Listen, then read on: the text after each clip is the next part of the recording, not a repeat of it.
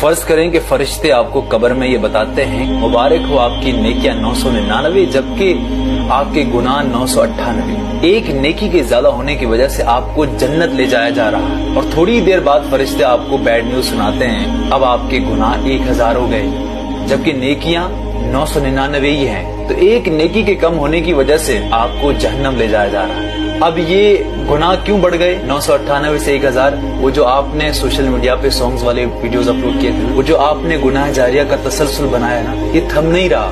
یہ لوگ اس آپ نے جو ساؤنڈ اپلوڈ کیا تھا اس پہ ویڈیوز بناتے جا رہے ہیں، وہ جو غلط ویڈیوز آپ نے اس کو شیئر کیا تھا نا، وہ ابھی تک دیکھ رہا ہے، وہ ابھی تک شیئر کر رہا ہے۔ تو اس طرح کی چیزیں جب آپ کرتے ہیں تو آپ کو کبھی معافی نہیں ملتی۔ ایٹ اے ٹائم اللہ سے آپ رو کر معافی مانگے گا، اللہ معاف کرے گا، لیکن آپ نے دوسرے کو بھی شامل کیا ہے تو یہ سلسلہ کبھی ختم نہیں ہوگا۔ اسی طرح جیسے آپ ثواب جاریہ کا کام کرتے ہیں تو یہ ہمیشہ چلتا رہتا ہے۔ گزارش کرتا ہوں کہ یار ایسا کوئی گناہ نہ کرو جو ہمیشہ چلتا رہے۔ کچھ ایسے گناہ ہیں، میں کہتا ہوں بھلے بڑے بھی ہوں، اللہ سے ایک بار معافی مانگنے پہ اللہ معاف کر دیتا ہے، وہ معاملہ رفع دفع ہو جاتا ہے۔ گناہ جاریہ کا تسلسل کبھی نہیں رکتا۔